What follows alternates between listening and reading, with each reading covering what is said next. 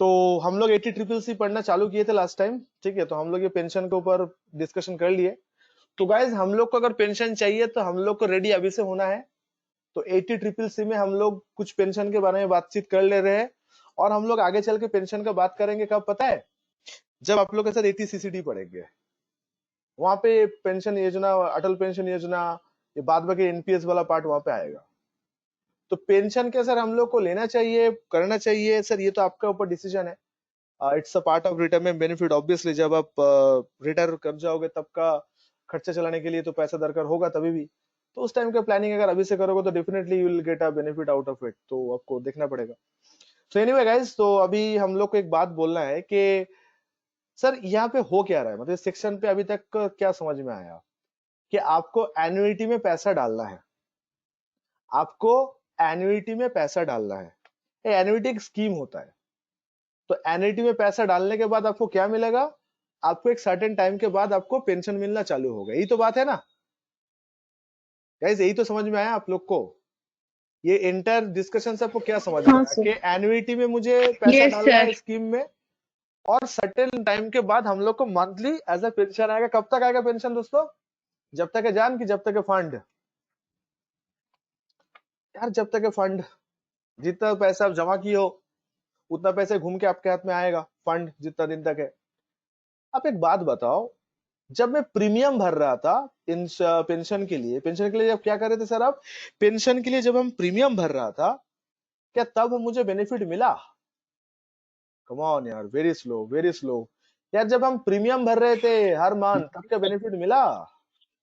विशाल बोल नहीं रहा नहीं मिला। मिला सर, अरे नहीं बेनिफिट मिला। मिला मुझे, क्या बात टाइम कर रहे होने हो के बाद यार। मिला। अरे बेनिफिट डिडक्शन डिडक्शन, ओफो। बेनिफिट मतलब पैसा? अरे यार आप लोग तो और ही सोच रहे हो। प्रीमियम ओह देने के टाइम पे सॉरी कौन सा बेनिफिट सर, मिलेगा हम आपको? सोचे पैसा पैसा मिल गया। हाँ सर, हाँ सर, डिडक्शन है डिडक्शन तो मिला, हम बेनिफिट। सोचे पैसा। हाँ तो गाँव बसने दो, उसके बाद ना होगा। गाँव बसा ही नहीं, आप लोग पहले ही पहुंच गए हो। तो पहले प्रीमियम भरो, पैसा जमा करो, लाइफ इंश्योरेंस कंपनी उस पैसों को लेकर थोड़ा बिजनेस करे तब ना आपको बेनिफिट देगा। हम उस बेनिफिट का बात नहीं कर रहे, हम बोल रहे हैं कि आपको बेनिफिट कुछ तो मिला। सर डिडक्शन मिला, मिला है ना, डिडक्शन टैक्स से बेनिफिट मिला ना, कि जितने का प्रीमियम हम डाले हैं उतना का टैक्स, उतना अमाउंट के ऊपर टैक्स हम लोग बचा लिए। मतलब अगर 1 लाख का प्रीमियम हम डाले पूरा साल का, तो 1 लाख के ऊपर जितना टैक्स बनता है वो टैक्स हम बचा लिए। तो हुआ ना एक बेनिफिट आपके पास। यार हाँ सर। लाइफ को कैसे डील करते हो आप लोग? Yes sir. पैसा इनकम होने आना अच्छा बात है, हाँ या ना? सर वही तो दुआ करते हैं कि लक्ष्मी जी कभी खत्म ही ना हो, आती ही रहे आती ही रहे आती ही रहे। यही तो हम लोग का प्रे रहता है ऊपर वाले के साथ, डील तो ही फिक्स होता है हम लोग का। जब मांगने जाते हैं तो सबसे प्रायोरिटी लिस्ट में तो यही रहता है। लेकिन आप लोग के ये लॉजिक में बिलीव रखते हो कि पैसा खर्चा ना होना भी अच्छा बात है? कितने लोग ये लॉजिक में बिलीव रखते हो पहले बोलो। हाँ सर। हाँ जिसको सर। जिसको लोग कंजूस बोलते हैं मार्केट में। जोक सपट गाइस, ठीक है। तो तो सर पैसा, लोग मतलब अगर खर्चा ही नहीं करेंगे तो पैसा कमा के करेंगे क्या? अब ये तो बहुत टफ सवाल पूछ लिया सर जी तुमने, तो ठीक है। पैसे को देख के खुश हो जाएंगे। ठीक है, बहुत लोग होता है ऐसा यार, पैसे उसको देख फिर के खुश बैंक हो में जाते, रखेंगे। बैंक में पैसा रखेंगे, एफडी करा लेंगे, मतलब पैसा देख के खुश हो जाएंगे, मतलब एक फील आएगा, फील हर्षद में से जैसे ले फील आएगा अब यार, पैसा है मेरे पास। अभी तो सर बैंक भी मतलब हाथ खड़े कर दिए, डूब गया तो 1 लाख, 1 लाख या कुछ इससे अलावा कुछ नहीं देगा। बहुत ही गलत चीज बैंक वालों ने बोला। मतलब इतना इन लोगों के साथ स्कैम हुआ, इन लोग भी यार क्या करेगा। एनीवे, तो गाइस मैं जो चीज बोल रहा था वो ये था कि पैसा खर्चा ना होना भी तो अच्छा बात है। मानते हो कि नहीं मानते हो? ये भी तो एक तरह का अच्छा बात है, पैसा सेविंग्स होगा। क्योंकि देखो, मालामाल बनने का दो ही तरीका है। मैं ऑलवेज क्लास में बात को जिक्र करता हूँ, या तो इनकम को सोर्स को बढ़ाओ, या फिर हाथ टाइट करो, सब जगह पैसा बचेगा। अब खर्चा कंट्रोल नहीं कर पा रहे हो तो इनकम का सोर्स बढ़ाओ, मल्टीपल सोर्स से इनकम करो, चैनलाइज करो सोर्स को, तो पैसा आता रहेगा। और अगर देख रहे हो वो हो नहीं पा रहा तो हाथ टाइट कर दो। मेरा 50,000 इनकम है, पगार है मंथली, तो मैं खर्चा ही कम कर दूंगा, मिनिमम खर्चा मैं करूंगा, पोपटलाल बन जाऊंगा। यू नो पोपटलाल, जो मिस कॉल मार के पैसा जमाया था, दिखाया था।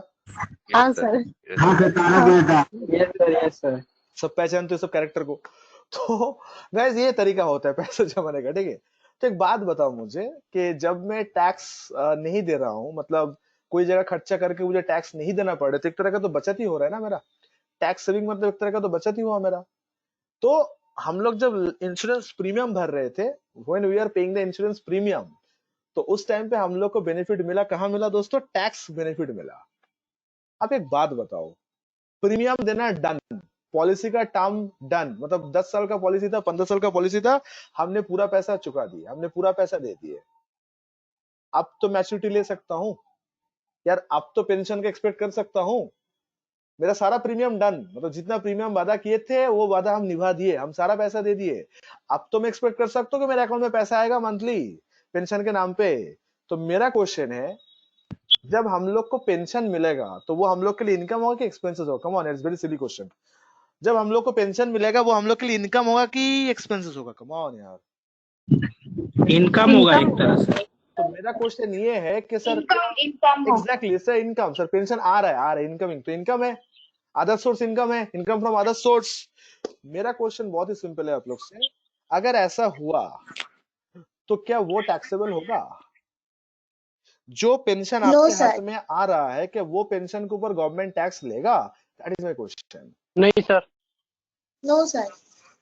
पब्लिक बोल रहा है no sir, no sir, no sir, no sir, सब no sir, and the answer is no yes no sir. Okay, government tax लेगा। एक लिमिट के बाद लेता है sir. Government, that is a taxable income, मतलब पेंशन जो है in short that is taxable. अब लिमिट के बाद लेगा जीत की उससे पहले ले लेगा, that is different issue, but that is taxable income, उसके ऊपर टैक्स कैलकुलेट होगा अगर जोड़ोगे तो। That is not exempted from tax. Government बोल रहा है भाई बेनिफिट्स हर बार लोगे, प्रीमियम भरने के टाइम पे बेनिफिट लिए वो काफी नहीं है, अब फिर भी बेनिफिट लेना है आपको इनकम के टाइम पे। गवर्नमेंट ने बोला पेंशन जब आपको मिलेगा, क्या मिलेगा? पेंशन जब आपको मिलेगा that will be your taxable income. क्या चीज फिर से बोलिए सर? पेंशन जब आपको मिलेगा that will be the taxable income. ये नोट्स हम लोग लास्ट क्लास मेंटेन नहीं किए, तो नोट्स आज लिख दे रहा हूं कि pension shall be taxable in the hands of recipient.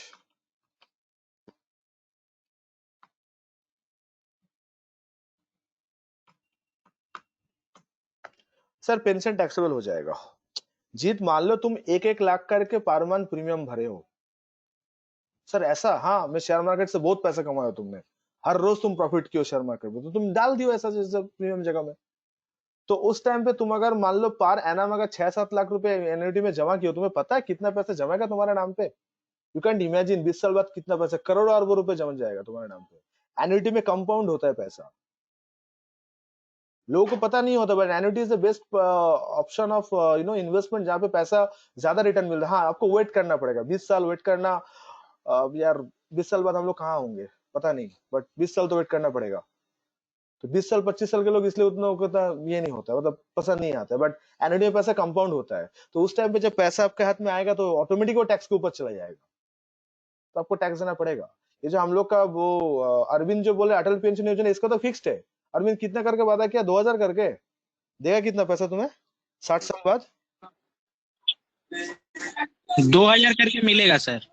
तो तुम्हारा जब एज 60 होगा तो उस टाइम पे 2000 में क्या होगा इमेजिन। मतलब सर वो सर मैच्योरिटी मतलब मेरा 40 साल हमको सर जमा करना पड़ेगा। हम अच्छा, 20 साल का उम्र में ये करवाए थे। हाँ तो 40 साल आप जमा 40 करोगे साल पैसा। तक जमा करेंगे तब मिलेगा। नहीं मैं वो नहीं बोल रहा, हम बोला 60, तुम जब 60 साल का हो जाओगे, पता नहीं तब हम दुनिया में रहेंगे कि नहीं रहेंगे, ठीक है? तो तुम जब 60 साल का हो जाओगे तो उस टाइम पे 2000 करके अगर तुम्हें मिलेगा तो उस 2000 से कुछ फायदा होगा तुम्हारा? वही मेरा क्वेश्चन था। सर फायदा कुछ तो देखिए, अगर एक्सपेंसेस के हिसाब से तो कुछ फायदा होगा नहीं, लेकिन सर जितना हम डिपॉजिट किए हैं उसके हिसाब से तो सर बहुत ही ज्यादा फायदा है। अब ये कैलकुलेशन करोगे तो परसेंटेज में आपको फायदा मिलेगा, बट रियलाइजेशन उतना नहीं होगा। Yes sir. चलो कोई बात नहीं, लेकिन जीत ऐसा नहीं है, एलआईसी में तो ऐसे सर 100 नहीं रुपया है। चल हाँ जाता सर, है तो हम सोचे सर जमा ही कर दे। नहीं अच्छा किया, इट्स अ गुड डिसीजन, ठीक है, अच्छा किया यार। पैसा एक भी पैसा प्रॉफिट का है तो वो मेरा प्रॉफिट ही है। ओके, तो ऑब्वियसली, तो गाइज ऐसा होता है, जीत ऐसे टैक्सेबल हो सकता है, it's not a big deal. तो बात ये था कि पेंशन क्या टैक्स देना पड़ेगा पेंशन के ऊपर। ऑफ कोर्स अगर पेंशन का अमाउंट उतना अच्छा लंबा चौड़ा हुआ तो पेंशन के ऊपर आपको टैक्स देना पड़ेगा, मतलब पेंशन एग्जेम्प्ट नहीं है।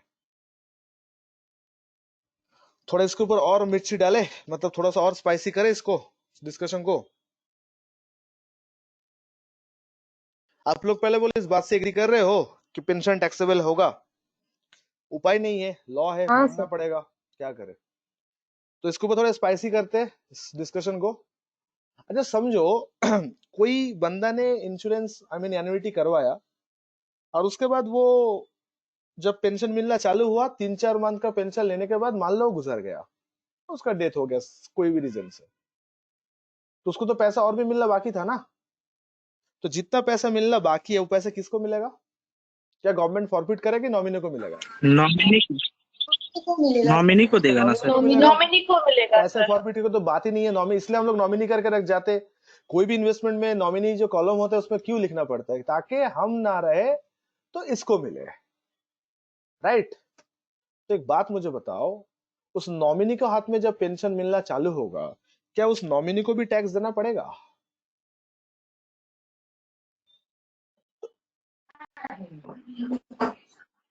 यस सर, सर पैसा नॉमिनी का था ही क्योंकि नहीं, पैसा था वो भी किसी तो सर और एक का। तरह से इनकी। And the answer sir is nominee के लिए भी तो इनकम ही है ना। हाँ, तो क्या उसके ऊपर टैक्स, इनकम इसमें कोई शक नहीं है, मैं पूछ रहा हूँ क्या उसके ऊपर भी टैक्स देना होगा? क्या वो टैक्सेबल इनकम हाँ होगा? हाँ दैट इज देना माय पड़ेगा। Question. And the answer is yes, क्योंकि यहाँ पे लॉ में भाषा लिखा है रिसिपिएंट, ये नहीं बोला है कि फर्स्ट पार्टी सेकंड पार्टी।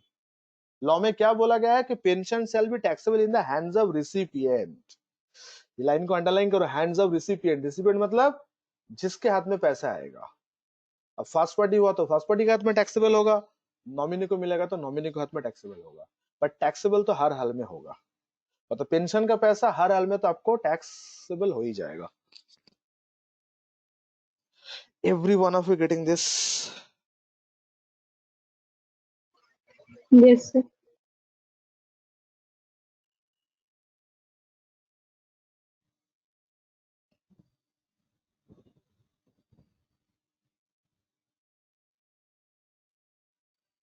कोई किसी का डाउट, परेशानी है?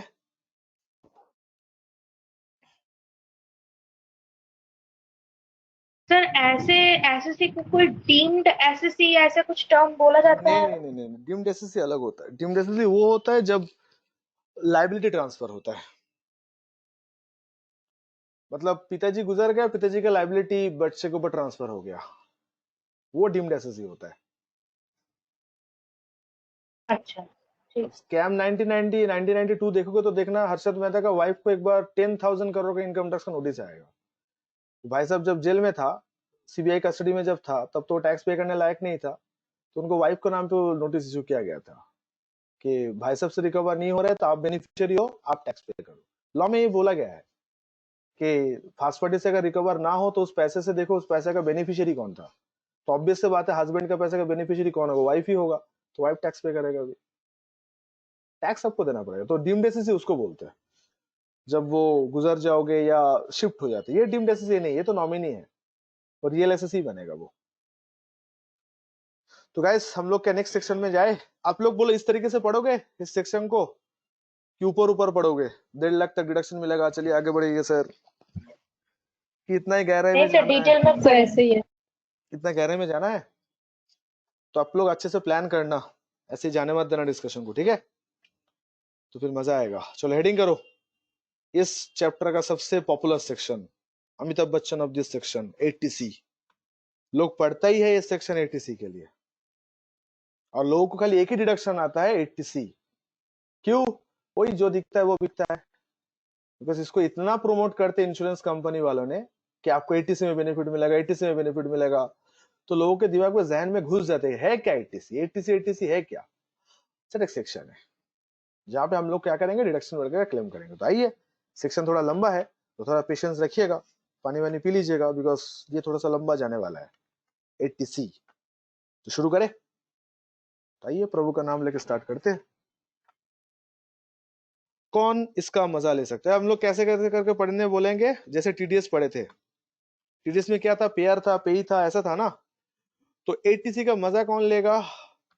एटीसी के लिए क्या पापड़ बेलना पड़ेगा आपको, और ऑफ कोर्स सारा पापड़ बेलने के बाद कितना का डिडक्शन अब मिलेगा, एंड फाइनली डिडक्शन क्लेम करने के बाद कोई रूल्स फॉलो करना पड़ेगा, तो उसको नोट्स बोलते हैं। ठीक है, तो हम लोग को ये देखना पड़ेगा। आइए शुरू करते हैं। ATC applicable to home? Applicable to individual slash HUF. Individual HUF ये लोग बेनिफिट ले सकता है एटीसी का। कंडीशन क्या है? कंडीशन ये है, SSC incurred specified expenditure,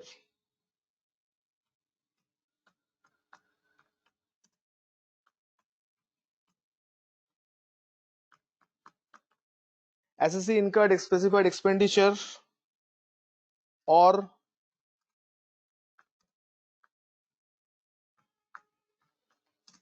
specified investment. Sir वही कुछ स्पेसिफाइड खर्चा या स्पेसिफाइड इन्वेस्टमेंट करना पड़ेगा। अब यही लिस्ट आपको याद रखना है कि कहां खर्चा करने से, कहां इन्वेस्ट करने से मुझे एटीसी बेनिफिट मिलता है और कितना बेनिफिट मिलता है। तो डिडक्शन कितना मिलेगा? अमाउंट सो इन्वेस्टेड, जितना आप इन्वेस्ट या खर्चा करोगे, amount so invested slash expenses so incurred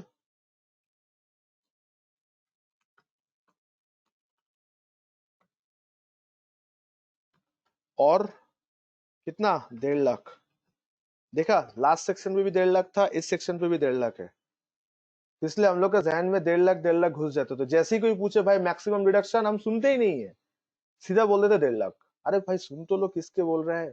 अगर चैप्टर 6 का बोले तो अप टू जीटीआई, अगर 80C का बोले तो 1.5 लाख, 80CCC का बोले तो 1.5 लाख। सुन के आंसर देना। ये गलती मैं बार बार इसलिए बोल रहा हूँ बिकॉज ये गलती अक्सर होता है लोगों से, और हो जाता है बिकॉज हम लोग का सबकॉन्शियस माइंड इतना एक्टिव हो जाता है कि 1.5 लाख को इतना ये लोग रिस्टोर कर लेता है। अगर ये चैप्टर हम लोग अच्छे से इंशाल्लाह गो थ्रू करते तो इंशाल्लाह हम लोग का ये याद हो जाता है, 1.5 लाख 1.5 लाख 1.5 लाख 1.5 लाख। तो जैसे भी हम मॉक को इंटरव्यू ले रहा है, इससे में हम पूछे डिडक्शन चैप्टर 6 में कितना मिलता है? 1.5 लाख, विथ कॉन्फिडेंस। हमने बोला आर यू श्योर? बोले yes sir I am so sure. हमने बोला सोच से बोलो? बोला हाँ सर सोच के ही बोल रहे हैं। तो ऐसा हो जाता है गलती। तो मैं स्टूडेंट को दोष नहीं देता हूँ, हम कल स्टूडेंट को इतना रिक्वेस्ट करता हूँ कि भाई आप लोग पहले क्वेश्चन सुन लो कि वो पूछा क्या है। 80C अगर पूछ रहा है तो 1.5 लाख बोलिएगा, 80CCC पूछ रहा है तो 1.5 लाख बोलिएगा। लेकिन अगर एंटायर चैप्टर 6 से बोल रहा है तो एंटायर चैप्टर 6 में तो खाली 80C नहीं है, और भी सेक्शन है, तो सबको मिला के 1.5 लाख नहीं है, सबको मिला के कितना है? Up to GTI. ये गलती आप लोग कभी मत करना, इससे गलत इंप्रेशन होता है सामने वाला का। ये सब गलती का लोग माफ नहीं कर पाता है, बोलते हैं यार इसको बेसिक चीज पता नहीं है, टैक्स क्या संभालेगा, ऐसा इंप्रेशन क्रिएट हो जाता है। तो ऐसे इंप्रेशन आप लोग एकदम भी क्रिएट करने मत दीजिएगा, आप लोग आराम से इस चीज को लीजिएगा। ठीक है, अब सर बता दीजिए हम लोग को ये जो आप दो शब्द लिखे हो हम लोग को समझ नहीं आ रहा है, क्या लिखे हो आप लोग? एसएससी इनकर्ड स्पेसिफाइड एक्सपेंडिचर और स्पेसिफाइड इन्वेस्टमेंट। सर क्या स्पेसिफाइड एक्सपेंडिचर है और क्या स्पेसिफाइड इन्वेस्टमेंट है? क्या स्पेसिफाइड एक्सपेंडिचर है और क्या स्पेसिफाइड इन्वेस्टमेंट है? सर ये तो समझा दीजिए। तो उसके लिए हम लोग क्या मेंटेन करेंगे? नोट्स। अब नोट्स में क्या लिखने वाले हैं? लिस्ट। अब क्लाइंट के सामने लिस्ट देख के आंसर मत दीजिएगा, इंप्रेशन खराब होगा। आप ऐसे ही मतलब याद रखिएगा, याद रखने का तरीका देखते हैं, कुछ जुगाड़ लगाते हैं। तो आप लोग पेपर पेन लेके बैठते हो तो ऑनलाइन क्लासेस में प्लीज स्क्रीनशॉट मत लीजिएगा, ये सब चीज बहुत ही हम लोग के लिए इंपॉर्टेंट है। तो आप लोग प्लीज इसको पेपर पेन में कॉपी करके लिखिएगा और स्क्रीनशॉट मत लीजिएगा प्लीज, बिकॉज आपके पास ये होना चाहिए नोट्स। हाँ, तो आइए सबसे पहले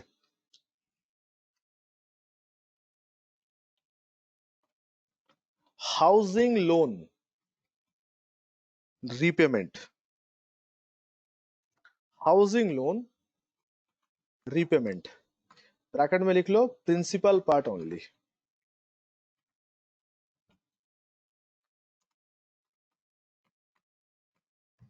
मतलब सर, मतलब है हम लोग किसी का अगर हाउसिंग लोन चल रहा है और हम लोग अगर उसको ईएमआई पे कर रहे हैं, तो दोस्तों आपको सबको पता है कि ईएमआई का 2 पार्ट होता है। हम लोग जो कोई भी अमाउंट जो हम लोग ईएमआई पे करते हैं उसका 2 पार्ट होता है, एक होता है प्रिंसिपल, दूसरा होता है इंटरेस्ट। क्या क्या होता है सर? एक होता है प्रिंसिपल, दूसरा होता है इंटरेस्ट। हाँ या ना? एक होता है प्रिंसिपल, दूसरा होता है इंटरेस्ट। तो इंटरेस्ट का बेनिफिट हम लोग को यहाँ नहीं मिलेगा, इंटरेस्ट का बेनिफिट मिलेगा हम लोग को हाउस प्रॉपर्टी चैप्टर में, जिसका सेक्शन है 24B। तो आप जितना ईएमआई का प्रिंसिपल जितना चुका रहे हो उतने का डिडक्शन आपको मिलेगा 80C में। मतलब सर आपका ईएमआई है 20,000 से फॉर एग्जांपल, तो आपके पास एक रीपेमेंट शेड्यूल बैंक भेजेगा हर साल। रीपेमेंट शेड्यूल मतलब आपने जितना ईएमआई देने वाले हो बैंक को उसका ब्रेकअप दे देता है कि इस ईएमआई में प्रिंसिपल इतना है, इंटरेस्ट इतना है, इस ईएमआई में प्रिंसिपल इतना, इंटरेस्ट इतना। तो सर ईएमआई तो सेम होता है, हाँ ईएमआई का टोटल सेम होगा 20,000, लेकिन उसका जो कंपोनेंट है इंटरेस्ट और प्रिंसिपल का वो हर एक ईएमआई में चेंज होते होते रहेगा। सबसे पहला जो ईएमआई होगा उसमें इंटरेस्ट कंपोनेंट सबसे ज्यादा रहेगा। Getting my point guys? सबसे ऊपर जो ईएमआई रहेगा उसका इंटरेस्ट कंपोनेंट ज्यादा होगा, प्रिंसिपल कंपोनेंट कम होगा। और लास्ट ईएमआई जब चुकाएंगे हम लोग एकदम लास्ट 10 ईयर अगर 10 साल का हुआ तो 10 इंटू 12 मतलब 120, तो 120th नंबर का ईएमआई जब चुकाएंगे हम लोग, तो उस टाइम पे हम लोग देखेंगे कि प्रिंसिपल ज्यादा है, इंटरेस्ट एकदम कम है। क्योंकि जैसे जैसे आप प्रिंसिपल पे करते जाते हो बैंक उतना इंटरेस्ट घटाते जाते हैं। तो दोस्तों आप लोग को ये पार्ट समझ में आया, हाउसिंग लोन रिपेमेंट वाला पार्ट? तो अगर आपका कोई क्लाइंट अगर आपको बोल रहा है कि मेरा हाउसिंग लोन जा रहा है, तो उस क्लाइंट से आप क्या मांगोगे पता है? आप बोलोगे भाई ईएमआई कितना है, तो बताएगा ईएमआई XYZ इतना है। फिर आप उससे बोलना तेरा बैंक का लोन रिपेमेंट शेड्यूल है, उसको समझ में नहीं आएगा आप क्या मांग रहे हो। उसको बोलना कि बैंक से पूछ, बैंक दे देगा।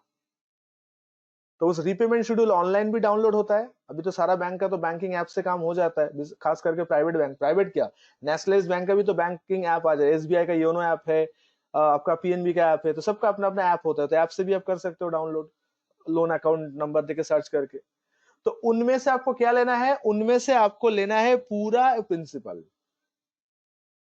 80C का डिडक्शन क्लेम करने के लिए क्या लेना है? खाली प्रिंसिपल लेना है। इंटरेस्ट क्यों नहीं लेंगे सर? इंटरेस्ट हाउस प्रॉपर्टी में लेंगे। 80C में खाली कौन सा लेंगे? प्रिंसिपल पार्ट को लेंगे। समझ में आया बात? और लेके उसको जोड़ेंगे, जोड़ के जितना ईएमआई होगा, सॉरी जोड़ के जितना अमाउंट होगा उतना 80C का डिडक्शन मिलेगा।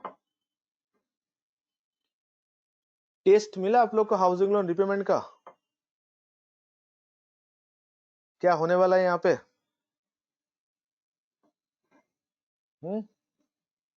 मुझे उतना नहीं मिला, मुझे स्पाइसी नहीं लगा, मुझे थोड़ा मसाला कम लगा, तो मसाला डाले। आओ इसको थोड़ा और टेस्टी बनाते हैं, आ जाओ प्रैक्टिकली।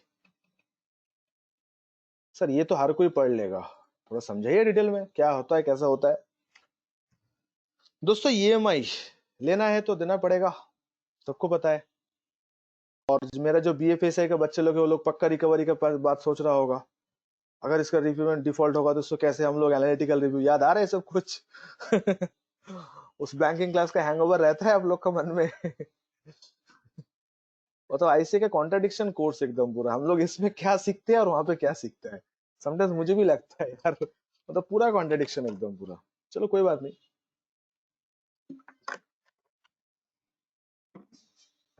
तो गाइज ईएमआई का एक ड्यू डेट होता है, पता है ना सब लोग को? ईएमआई का एक ड्यू डेट होता है। तो सपोज मान लो आपका क्लाइंट ने हाउस लोन लिया था 2017-18 में, 2017-18 में आपका क्लाइंट ने हाउस लोन लिया था, और जिसका पर मंथ ईएमआई है 13,500 करके।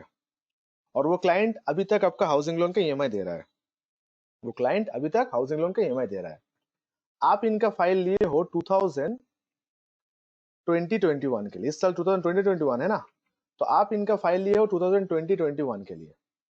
तो 2021 का अगर आप फाइल लिए हो तो इसके अंदर आपको ईएमआई देना होगा। तो ईएमआई का ड्यू डेट होता है मान लो 7 तारीख, 7th of the following month, 7th of the following month। ये ईएमआई 7 तारीख के अंदर पूरा क्लियर हो जाते हैं। हाँ, हर एक बैंक का 1 से लेकर 7, 1 तक नहीं लेता है, 2 से लेकर 7 तारीख तक बैंक ईएमआई का डेट देता है। हर एक बैंक का अपना अपना रूल होता है, किसी का 4 होता है, किसी का 2 होता है, किसी का 6 होता है, किसी का 5 होता है, किसी का 7 होता है।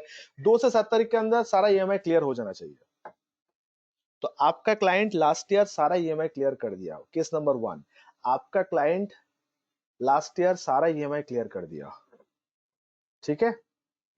तो आप बोलो प्रिंसिपल कितना मंथ का लेना है, 12 मंथ का लेना है कि 11 मंथ का लेना है कि 9 मंथ का लेना है।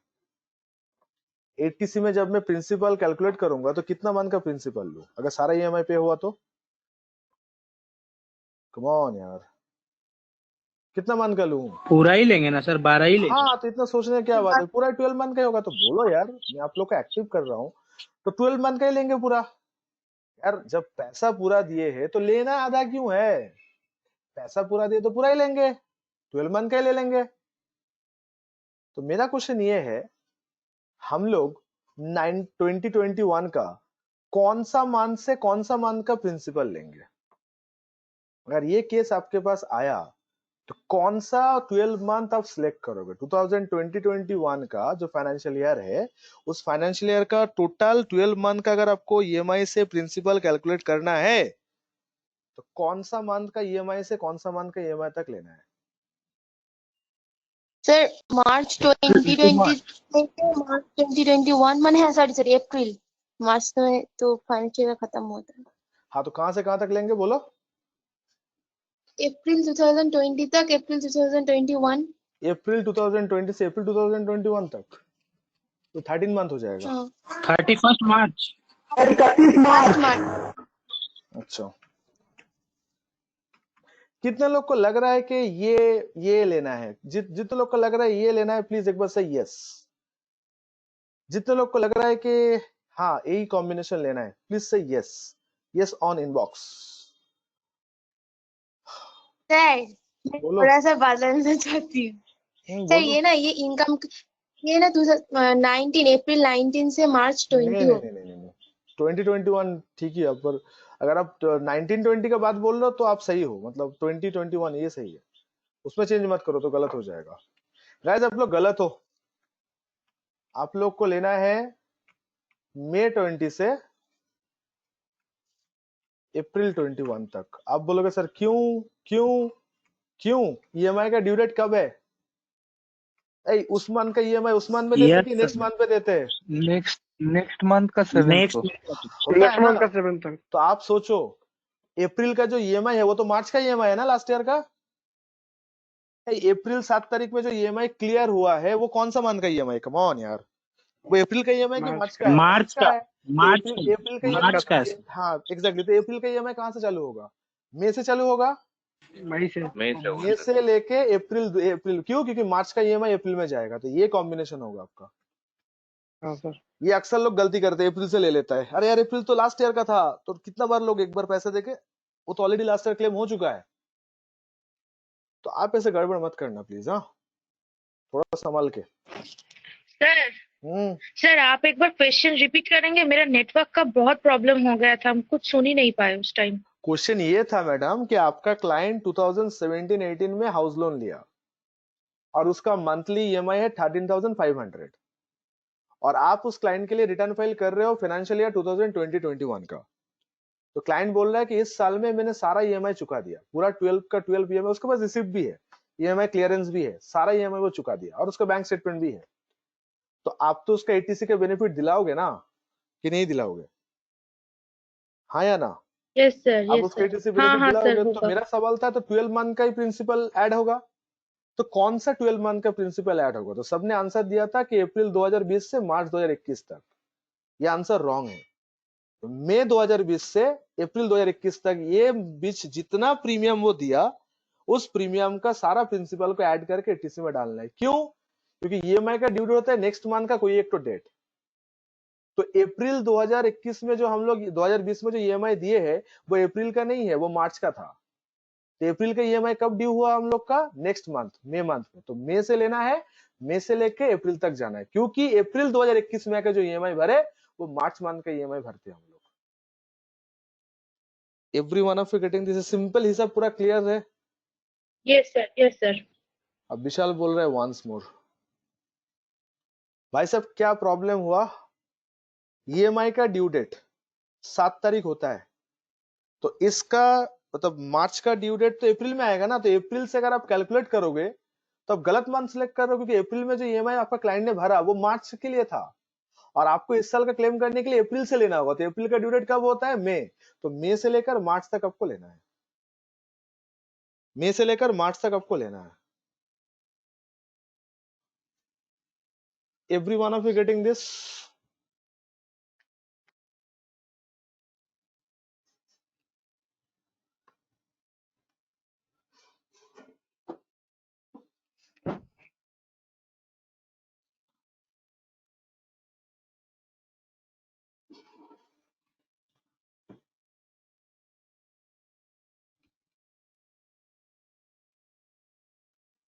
सब मजा आया?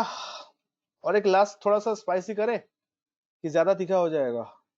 और एक छोटा सा पॉइंट था, बोलना था मुझे, आप लोग अलाउ करोगे तो मैं बोलूंगा। बिकॉज बोलिए देखो सर। ये यस याद, सर बोलिए। ये चीज याद रखना कोई बड़ी बात नहीं है। 80C में क्या जाता है? Housing loan repayment principal only. एक लाइन याद रखने में कौन सा बड़ी बात है?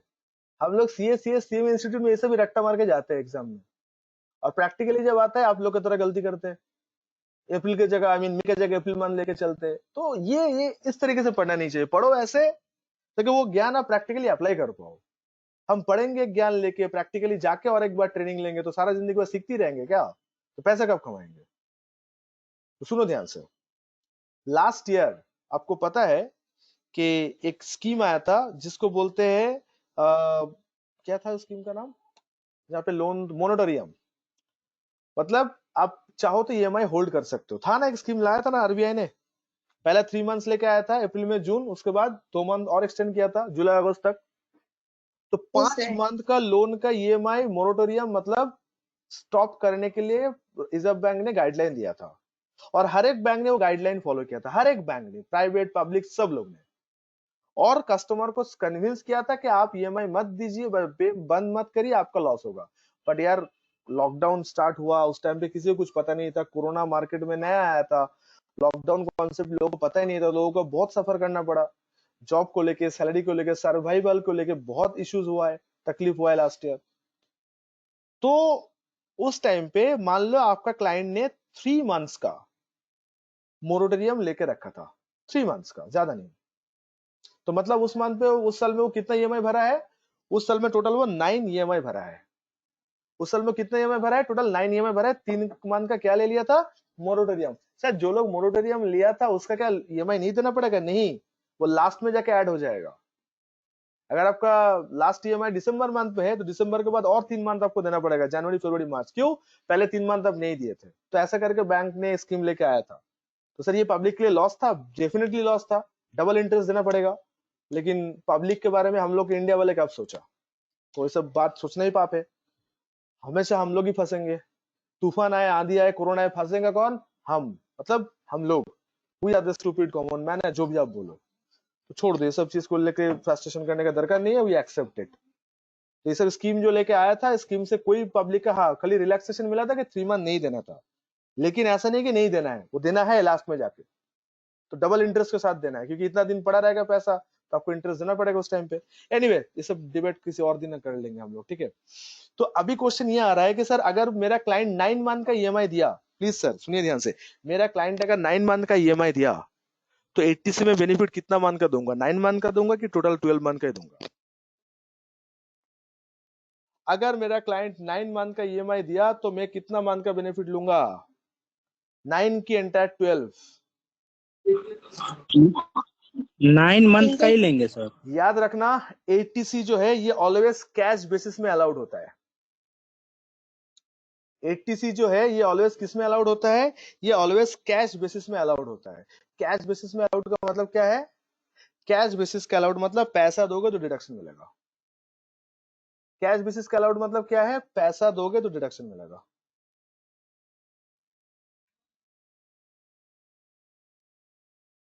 Every one of you getting this? No पैसा नो डिडक्शन। लेकिन एक चीज याद रखना, इसके साथ ही मैं बता रहा हूं, आप लोग प्लीज डिस्कशन आप समझ पा रहे हो, क्रैक कर पा रहे हो? प्रॉब्लम समझ पा रहे हो कि इस प्रॉब्लम क्या फेस करेंगे हम लोग? एक भी एंगल आपको इम्प्रैक्टिकल लगा? जितना तक हम लोग डिस्कस किए, कौन सा मंथ से कौन सा मंथ लेना है, पैसा नहीं देंगे तो क्या होगा, तो सारा पॉइंट प्रैक्टिकल है। और एक प्रैक्टिकल बात यह है सर, ईएमआई अगर 9 मंथ का दिए लेकिन ईएमआई ड्यू टू 12 मंथ का हुआ, हम लोग दिए 9 मंथ लेकिन ड्यू कितना मंथ का हुआ? कम ऑन यार सर, ड्यू तो पूरा 12 मंथ का ही हुआ। ड्यू जो है वो तो पूरा 12 मंथ का ही हुआ। Yes sir. तो सर इंटरेस्ट कितना मंथ का मिलेगा? इंटरेस्ट का बेनिफिट जो हाउस प्रॉपर्टी में क्लेम करेंगे वो कितना मंथ का मिलेगा? द आंसर इज वो पूरा 12 मंथ का ही मिलेगा, क्योंकि इंटरेस्ट जो होता है वो एक्चुअल बेसिस पे अलाउड होता है। आप दिए हो नहीं दिए हो इससे कोई फर्क नहीं पड़ता, ड्यू हो गया है, आप बेनिफिट क्लेम कर लो। लेकिन एटीसी ऐसा बात बोलता है, एटीसी बोलता है कि आपको कैश बेसिस में लेना है। एटीसी क्या बोलता है कि आपको कैश बेसिस में लेना है। Every one of you getting this? ये पॉइंट में लिख दे रहा हूं नीचे, इंटरेस्ट वाला पार्ट, ताकि आपको याद रहे। So interest on housing loan, interest on housing loan is not allowed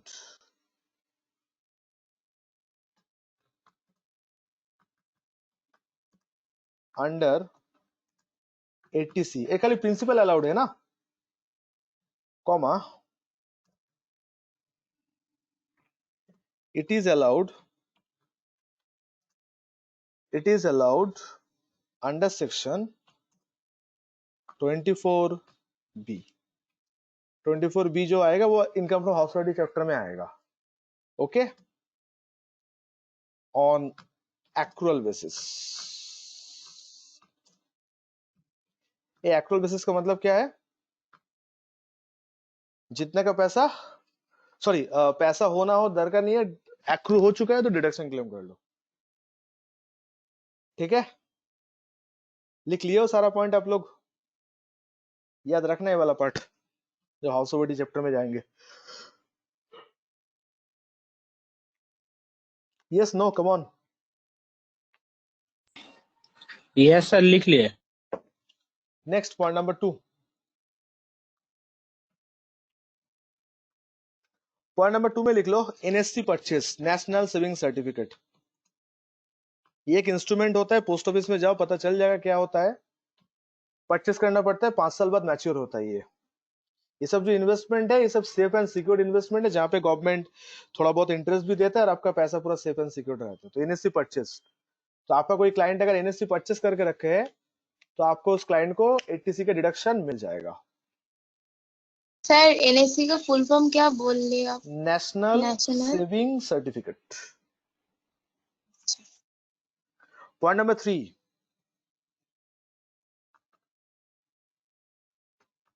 investment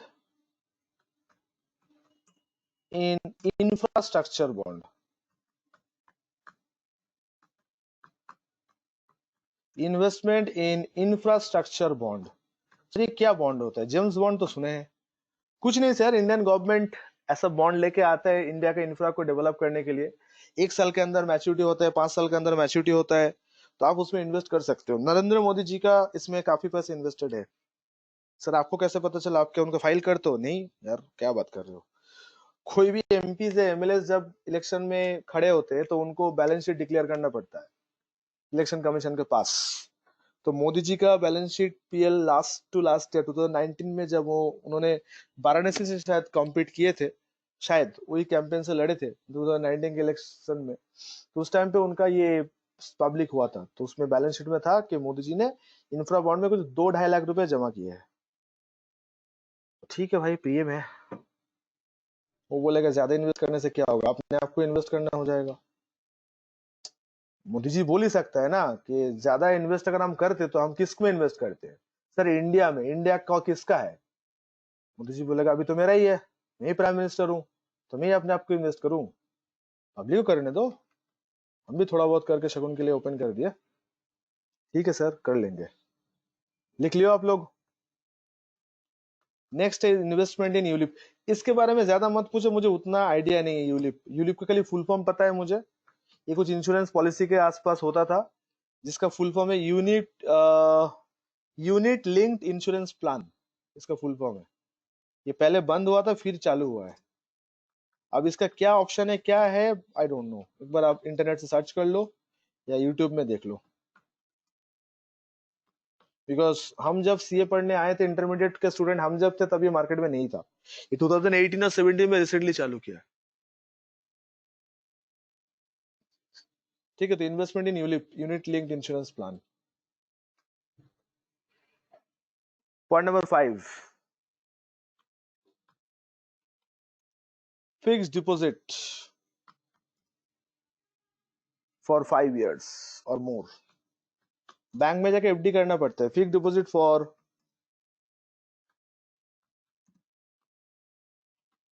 5 years और मोर। इसका मतलब बैंक में जाकर आपको बोलना पड़ता है कि आपको एफडी में एटीसी का बेनिफिट लेना है, क्योंकि हर एक एफडी एटीसी क्वालिफाइड नहीं है। जो एफडी एटीसी क्वालिफाइड है उसका इंटरेस्ट रेट थोड़ा कम होता है, थोड़ा कम होता है।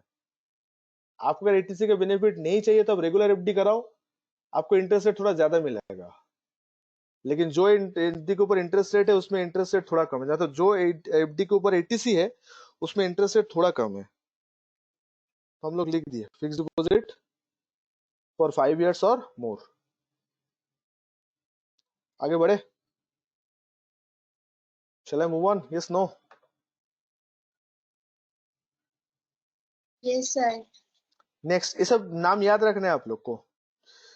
Insurance premium, life insurance premium, जिंदगी का साथ भी जिंदगी का बाद भी।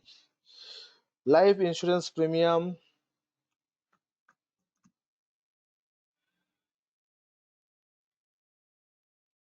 पेड फॉर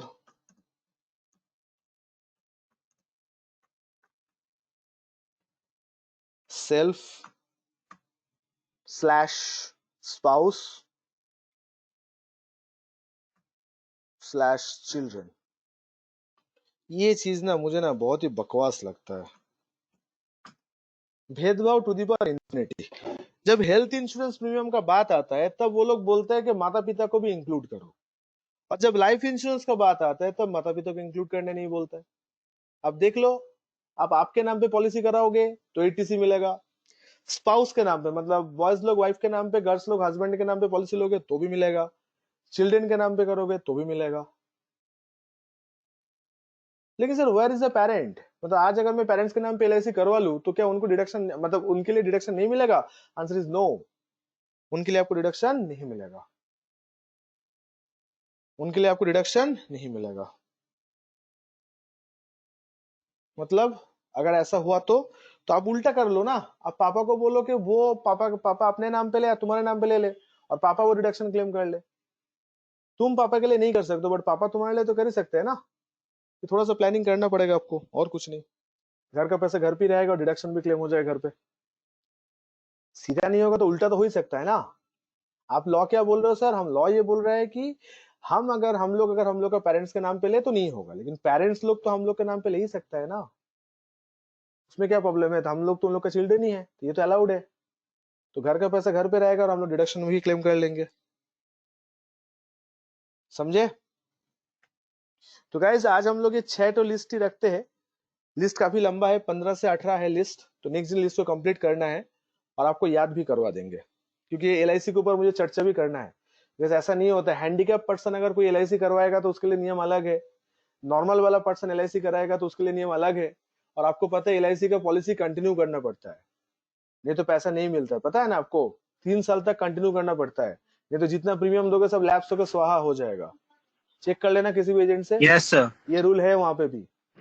तो आपको हाँ एलआईसी सर, प्रीमियम होता कितना है। दिन कंटिन्यू करना पड़ेगा ये सब याद रखना पड़ेगा। तो इसके ऊपर भी थोड़ा स्पाइस डालना है, इसको भी थोड़ा स्पाइसी बनाऊंगा, तो नेक्स्ट क्लास ही हो पाएगा। ठीक है, अगर सब कुछ सही रहा तो, ये तांडव अगर ना हो तो, उम्मीद करते कुछ ना हो, सब लोग सेफ रहे। ठीक है, तो फिर भी आप लोग का ध्यान रखिएगा और मिलते हैं आप लोगों से next class with the rest of the part of ATC हो जाएगा उस दिन। ठीक है, डोंट वरी, कर लेंगे हम लोग। ये थोड़ा सा आपको याद रखना पड़ेगा, हाउसिंग लोन, एनएससी, इन्वेस्टमेंट। क्यों? आपको पब्लिक को ज्ञान देना है, जितना ज्ञान दोगे उतना पैसा मिलेगा, तो आपको याद रखना है इसको। ठीक है, तो चलिए सर, मिलते हैं नेक्स्ट क्लास आप लोग के साथ। थैंक यू सो मच, ख्याल रखना अपना, बाय गाइस।